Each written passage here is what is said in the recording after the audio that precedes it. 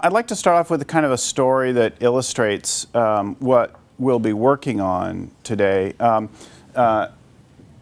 As Jerry mentioned, we have, I have two businesses. I have this training company, and then I also have a jewelry business with my wife, Lori, who's here today.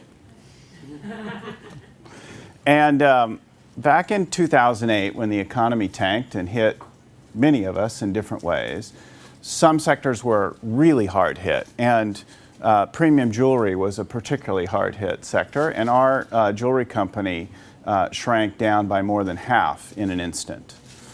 It was a very scary time, and we had no idea what we could do or what we'd build or exactly what would happen out of it. We knew that we had no cash coming in, and we had to do some things very quickly. So the first thing we did was lay off almost all of our staff. And that's a hard thing, as you know, to do. But then we went across every single expense and started to slash expenses everywhere that we could, just to give ourselves some breathing room, some time to think. And one of the biggest expenses was our rent. Now, you know, I don't know about you, but my lease is a long document with lots of things to sign, right? And it's tied up in different ways.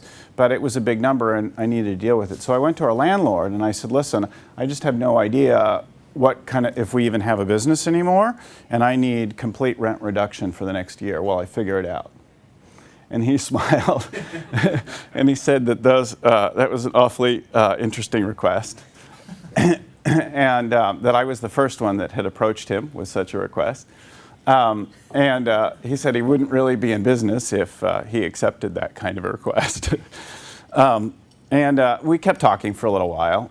And one of the things that I started to hear as he spoke is that he really was committed to a quality building, quality tenants, great businesses, things like that, you know? And he was looking at it from the long haul. He didn't have to hit a particular number or do something right then and there.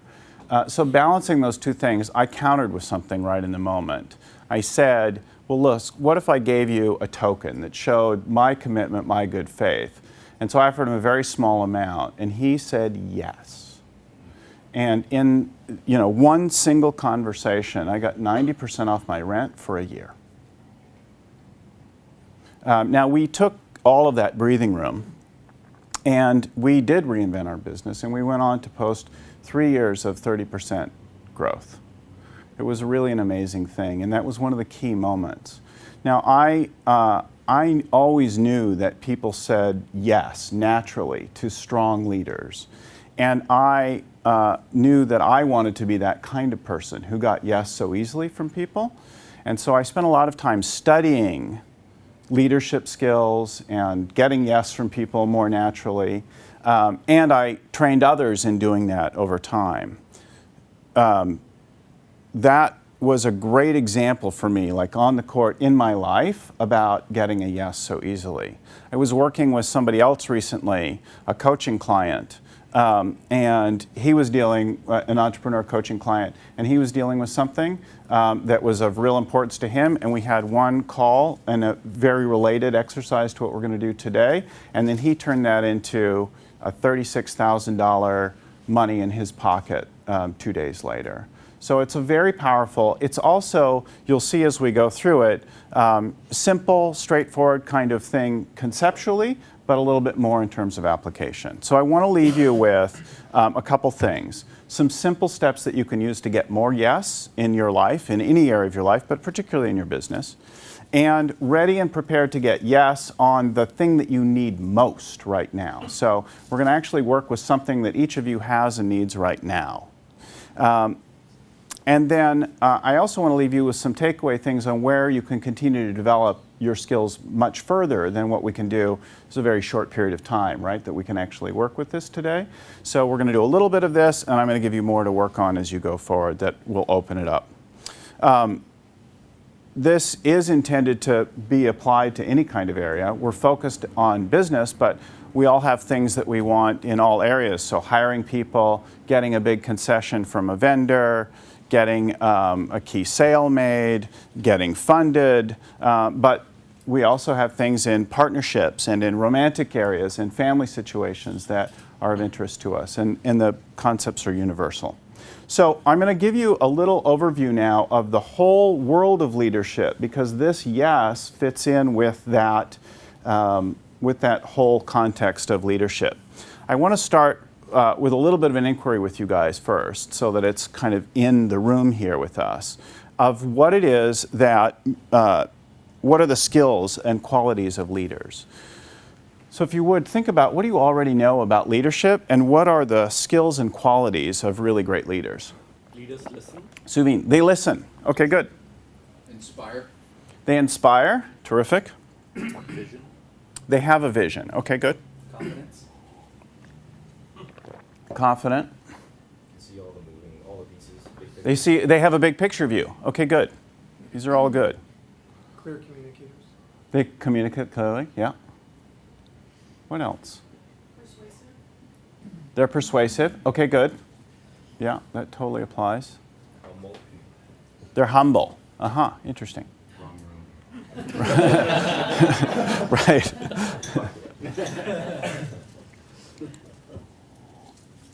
All right, we could go on. In fact, if you Google leadership, leadership skills, leadership qualities, you will find many hundreds of thousands of entries on the thing. And if you start to dig into the specific like text, theories, and models of leadership, you will find hundreds of those. So there's a lot of work and a lot of leadership, but I'm going to boil it down to 4 things that I've trained thousands of people on that keep it kind of simple. So here they are. And we're going to look at each one of them quickly. So the first one we talked about is, and everything kind of starts with inspiration. And then there's recruiting and commitment. That's actually the world that we're going to touch on most today, this getting yes to whatever it is, adding somebody onto your team. And then there's planning and execution. So you've got people inspired, you've got that. Now, what are you going to do with them? And then there's coaching them to higher levels of performance. So the reason that I'm going to give you an overview of this first is that yes is most powerful, most effective when it's part of something bigger. So we're going to give a little bit of look at the kind of work that I've done typically over 4 months with people, but you'll get a taste of it and that'll give you some context for it. We're going to then do an exercise as we dig into yeses here that give you a direct experience of this for yourself. First one's inspiration, right? Everybody here has been inspired before. Some of you are inspired this morning, right now even. So all kinds of things inspire us at different times. And we have the experience of, especially in a room like this, of being inspired and inspiring others. And when you do that, inspiration literally means to breathe new life into something. So when you are inspired or inspiring others, you're actually bringing new life into some situation with your ideas. It starts with a notion, then continues into some communication and flows out into actual action with people. And then there's a whole flow of those leadership skills that brings it. Now, the interesting thing is that a lot of people don't stop to think about that there's an actual process to inspiration and that you can inspire yourself, because you have to inspire yourself first, when you need it most. One of the things that I teach that we won't be doing today is simple steps for inspiring yourself and inspiring others. So when do you need to inspire yourself most? Well, when you're pissed off. When you're down, when you're upset, when things aren't going well, that's the time that you need to summon something. And there are actually some simple processes for bringing that when you most need it. So today, we are going to actually just assume inspiration in some area to focus on the next one. This is the skill that we're most here for, that we sold you on today to come here, right? Getting yes to your proposals. And I know that it's just review for you, right? You get yes all the time to everything that you say automatically. So clearly not always, or you wouldn't be here at all, right?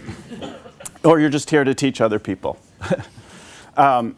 So I want you to imagine, though, fantasize for a minute what that would look like.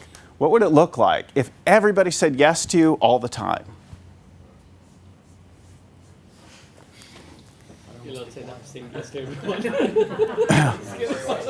Anybody remember this movie? So in this movie, The Yes Man by Jim Carrey. Jim Carrey had to say yes to absolutely everything. How many of you saw this movie? Okay, so a few of you. It was pretty funny, and he went through the whole thing. And and it is kind of a fun fantasy, not to think about being Jim Carrey, but to have everybody in your life be like that, where you just walk around and they say yes to you everywhere, all the time. Anybody know what it took to get Jim Carrey to do that? 20 million? Huh? 20 million? How about this guy? Those of you who saw the movie? Anybody remember this guy? So this was this phony manipulative guru that put him in some groovy self-help session and had him say, yes, I'm going to be a yes man from now on. So we're not going to learn how to be that guy. We're going to focus on how you could just be yourself, right, and natural and normal and so on. So I'm going to come back to that in a minute. I want to touch on those other leadership skills before we dig into the yeses. I want you, though, before we get there, to think about what do you need yes on now? What's the thing that we're going to focus on today? Who do you need to talk to? Is it a customer? Is it a business partner? Is it a vendor?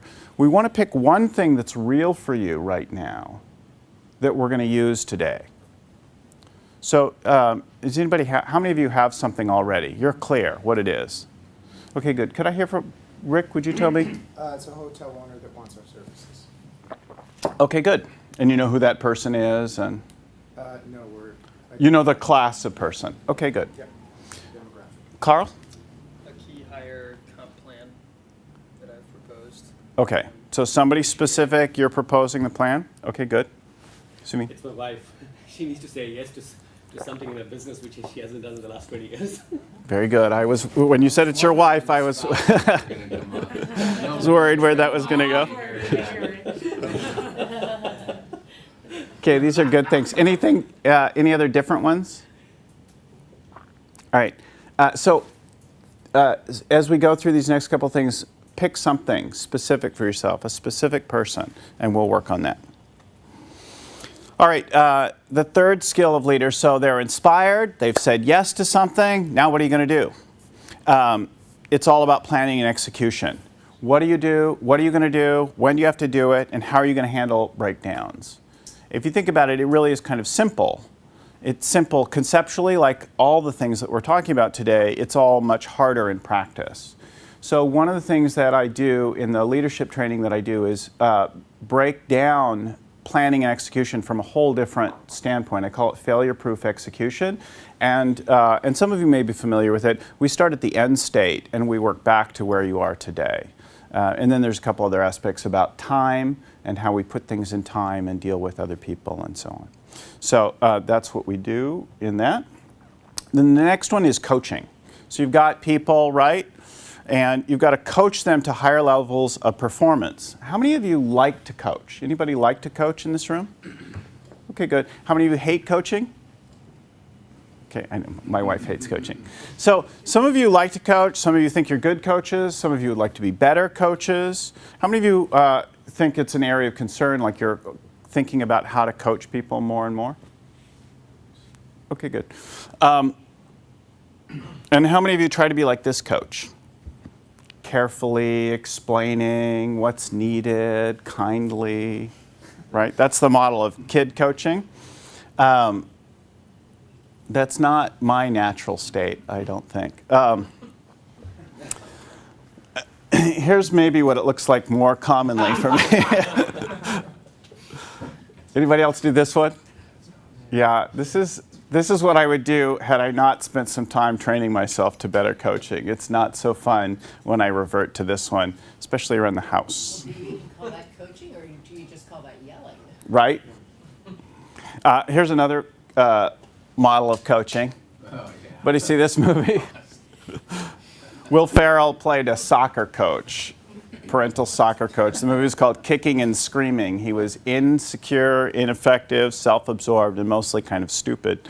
The movie was hilarious, if you like that kind of humor, because we all recognize the coach all too well.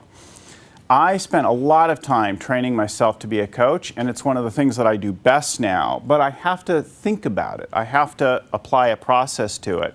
And I actually have a webinar and an article and some live work coming up for different EO groups in the next couple months on high performance coaching, how to get higher performance out of your folks. And there's 5 easy steps for that. So just a quick recap. These are the core skills of leadership, and there's a kind of an order and a flow to them. Yes is located within this. It's part of this process, and it's good to think about how it is before we turn on to the yes portion of it. So we start with inspiration, we get people's buy-in to things, then we start to direct the action, and then we deal with all of their issues as they take on new things or more kinds of things. Okay, so let's talk now in greater detail about getting more yeses. Everybody here wants more yeses, right? And if you look, for each one of us, I would assert that probably every single person in this room has a notion that there's somebody out there in your world that you're acutely aware of that is much better at getting yeses than you are.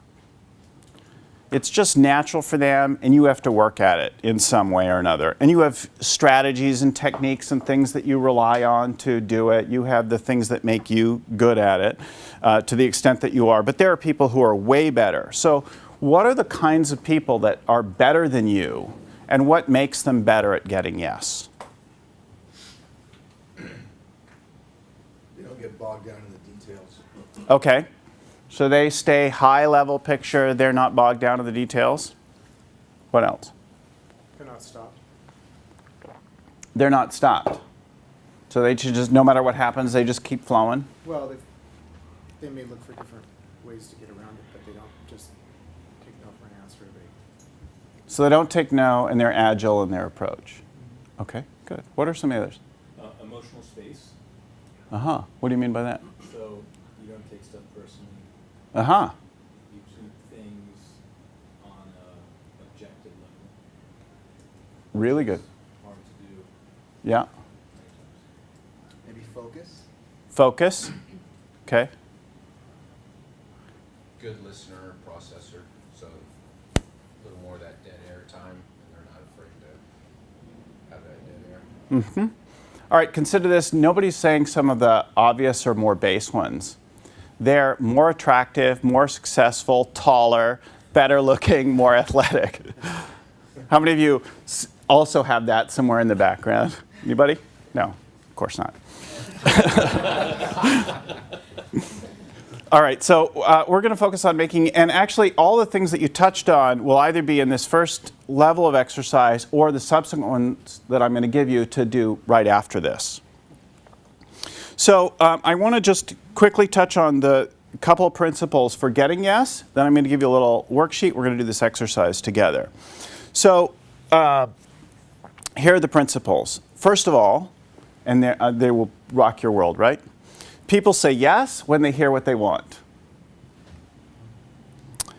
And great leaders are simply better at offering people the things that they already want. So how do you do that? You practice listening. The listening skills that you develop are way more valuable than the kinds of the pitching or proposal things that you have to say. And no matter where you are now, that in your skill set, you can elevate it from wherever it is through some intentional practice. So we're going to do one exercise today. I'm going to give you 4 more that you can do in like one at a time through the coming weeks. I'm going to then give you now a worksheet that you can do to work on this particular problem, and then we're going to work in some pairs to do that.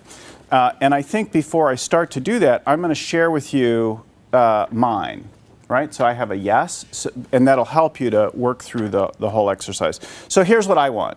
I would like to be booked as a speaker at GLC in Athens. I would like EO GLC to book me as one of their speakers in Athens in May.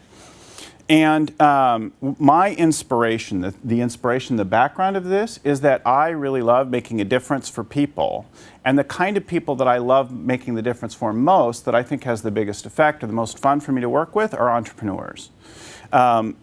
So who I'm going to speak to are GLC Education Committee and staff members that are planning that conference. That's who I need to ask it of. And there's more than at least a couple people involved in that. What I want for them is to book me as one of the topics at the Athens GLC. And what they're concerned with, what are they like, you know? Well, there's the staff people that work in a nonprofit staff, and they're, you know, in the cubicle world and doing their thing and talking to people that are all over the world, that most of whom have a little, or probably for what occurs for them, like a more glamorous life, and they're entrepreneurial and they make more money, and for many of them. And then there's an entrepreneur who's heading up, who's one of the committee members, who's planning the whole thing as well. And they're busy with doing things. And both of them are interested in things that are fresh and novel and that will not embarrass them. So they want something reliable, sure, right? They want a safe bet, but they don't want to use somebody that's been done all the other EO events for the last 10 years. So that's what they're interested in. Fresh, interesting topics, reliable speakers. So my proposal to them would be something like, I'm out to make an enormous difference for entrepreneurs, and I've got some great fresh takes on skills that every chapter needs, and I can consistently deliver topics to audiences of any size. So that would be like my thing. So I'm going to give you this now. Bill, real quick, if you don't mind. So because the whole thing in there is what they need, right? What you said they needed? What they said they needed. Oh, they what said they needed. What I right now I'm speculating on what they need. In the conversation, I'm going to listen for what it is, but I'm going to begin with some speculation. So here's the preparation that we're going to do. You've picked something real, not something pie in the sky or conceptual, because that doesn't work so well. We want to look at what's the inspiration in the background. So, you know, I'm all about making a difference for people and entrepreneurs in particular. And you want to think of who that actual person is. And if you don't know the name, as close as you can to what you know about them, what you want from them, what they're like, their personality, their flavor, their temperament, you know, whatever it is, and what they might be concerned with. So, you know, I said they're concerned with fresh topics from Safe Choices, and what they might be interested in respond to is very much like this. This is maybe a little bit more about the personal flavor, and then digging a little bit deeper. And then try to write out your proposal to them, like what your pitch is to them, from the perspective of what they're interested in.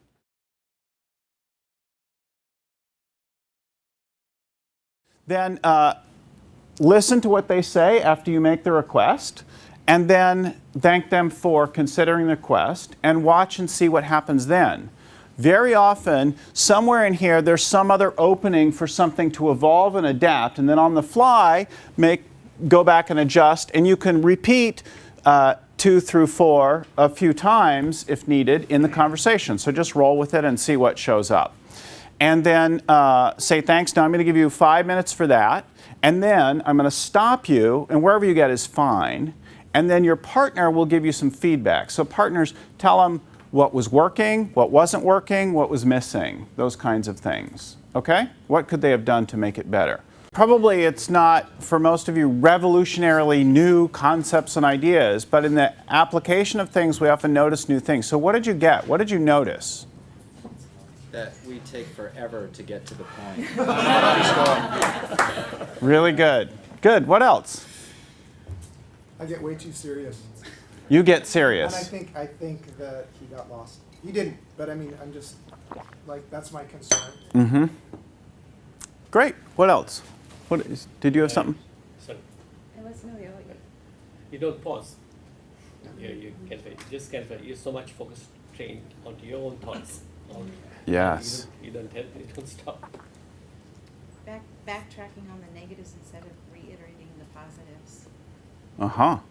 Right. Very good. What else? Not making it enough of a conversation, too much of a just dumping information. No, oh, right, yeah. Yeah. That makes an enormous, giving them some room and space to actually spit something out and give you some feedback. What else? Any other things? Think surprise? The real issue, it was interesting at the end, she said, wow, I heard this thing, and that was really the issue, and it came out at the very end. Uh-huh, And I didn't realize it until Right. we got to the feedback part. So he's raising more prompting questions. more prompting and questions? Yeah, so you give them space, but if you haven't asked for something, the space can just be dead air. Uh-huh, right.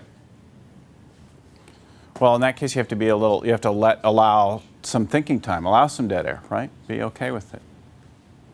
Good, anything else?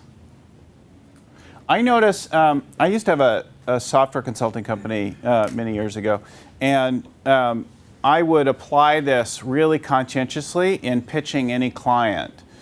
And I would just let them tell me everything they want. What do you want? What do you want to pay? What are you worried about?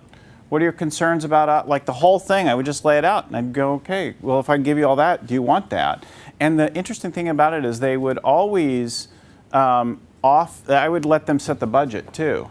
And I would always find that they would put more on the table than I might have asked for. And it made it much easier. Almost always closed sales, business that I pitched that way when I really let them do the work. It's not like deep, complex, major secret reveal here, but if you take the time to just use some process like that, you can use this worksheet, there's extras of these if you want them, with your sales folks, and just take a minute to think about, especially the key things. And if you do it conscientiously, you'll start to notice that it becomes more of a background kind of a habit, and you don't have to blurt right out to your pitch that may or may not be on the mark. May or may not be. So the work that we do to prepare and think about it puts us in the frame of mind of looking at what the other person is interested in. It's not to perfect the pitch so much as it is to start to get over in their world. Okay, so just a quick recap. Here are the amazing points. Offer them what they want, and they'll say yes. Now, the interesting thing we didn't really talk about here is that people don't start off always knowing what they want. What do you want for dinner? I don't know. However, the way that you help people discover what they want and get powerfully connected to them is with really deep listening. It's way more important than what you say. Your deep listening, you're getting over there and really appreciating everything about them is what lets them sort of finally articulate what it is that they want. And then you can, then it'll either be a fit or it won't be for you and what you've got to offer. So before we move on and I tell you the things that you can do to take this much deeper, I'd like you to take this as an assignment now. So we've all worked with something that's of interest or importance to you. So take a minute now, put it in your calendar or text or email yourself some kind of a reminder and tell your partner who you're going to do and when you're going to do it. So you've got some accountability and some follow-up. So do that right now. I'd love it if you have some successes with this out of this session that you let me know how it went. So please send me an email, tweet me, whatever. If it was awesome and you did something cool, I'd love to hear about it. So there's a whole lot more about this, and I want to give you something that can go a lot deeper with this. I want to give you 4 things that you can do.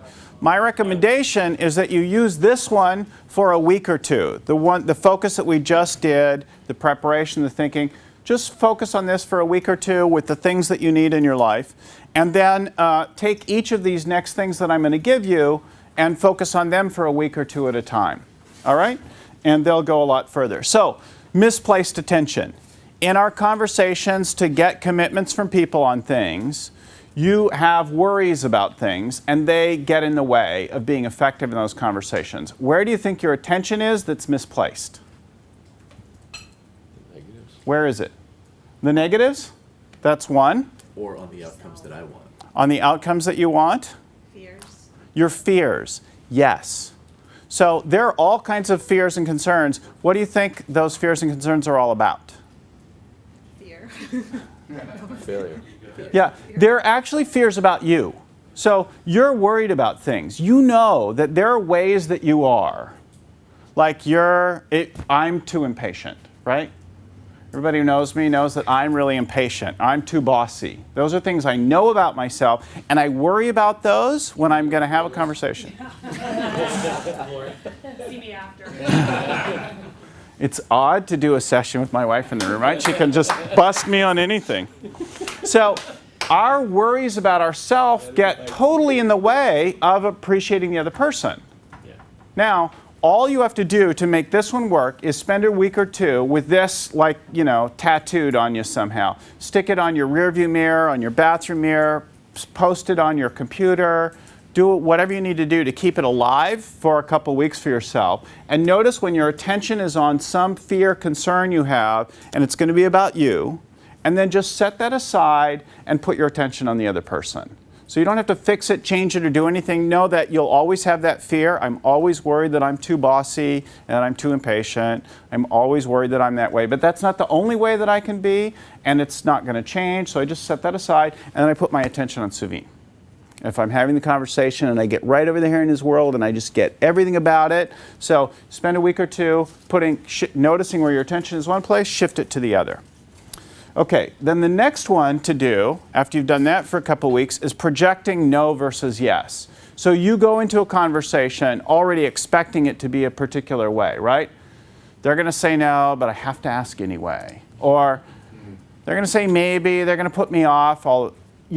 We go in with these kinds of thoughts, and again, they get in the way of appreciating and relating and being in communication with the other person. So notice the thought that you have going in that's anything other than yes. And set that aside, and then all you have to do is imagine and create a story for yourself about how and why they're going to say yes. So a real story, not a fantasy story. Well, they could say yes because of this. And talk yourself into what it might look like and who you'd have to be and what it would like to be for you to have them say yes enthusiastically. Create that as a real picture for yourself. So when we're projecting no, maybe, or some other kind of thing, everything about us, our whole expression, our way of speaking, our way of standing, everything communicates no, and the person hears no and responds with something very similar. And when you can shift it for yourself, when you can imagine for yourself authentically, credibly in advance how and why they're going to say yes, you'll find it has an enormous difference on actually them being able to show up as a yes. Then the next thing that I want to give you is being bold. Being bold is what I did with that landlord. I went to him and I asked for a stunning amount of money to be just given to me in my business, right? I'm not going to pay you. I can't pay you. I want you to give it to me and not kick me out and not sue me and take my house and everything else. So there's a great quote on being bold that some of you may know. Daniel Burnham was this architect that redesigned the city of Chicago after they had a great fire. And he put these enormous boulevards and parks, and it was going to take a lot of money and take a lot of buy-in from a lot of people. And he said something roughly like this: "Make no small plans, for they have little power to stir the hearts of men." And I just think it's great. There's a magic in boldness. Ask people for enormous things. People are dying to be heroic. People are dying to be extraordinary. And when you ask big things of people, you require and give them an opening to show up enormous. And they're hungry for that. So you can do that one, be bold, and just look at every request that you're already going to make and make it 10 times bigger. All right, the last focus area to work on is embracing rejection. So people tell us no all the time. You're going to get no's. And what happens when somebody says no to you? You take it personally. You take it personally, exactly. And then what happens? Well, you have an emotional response. So you take it personally in some way and you have an emotional response, you get upset. Whether you verbalize it or not, you have some strong response to, and the more important it is to you, the bigger the negative emotional response. So what there is to do in embracing rejection is learn to roll with it. When you put this as your focus for a couple weeks, just notice when you're having an emotional reaction. You can do a role play with this with somebody in your life as well. And notice the emotional reaction that you have to something. Just roll with it. Appreciate the world that they live in, that they're expressing, and then see if there isn't some other way to ask for what you want or someone else to ask it of. So just take on embracing all the no's, because after the final no, from that person or some other person comes a maybe or a yes. And when you can roll with all of it and it doesn't faze you, you have a whole different kind of power with making requests of people. So I recommend you start with the one we did today, keep that as a focus area for a week or two, then take each one of these in turn for a week, program them, and keep them very front and center for you while you use them. It can make an enormous difference in all of that. I want to thank you all for the way that you participated, doing this whole thing together. It really is great. Thank you.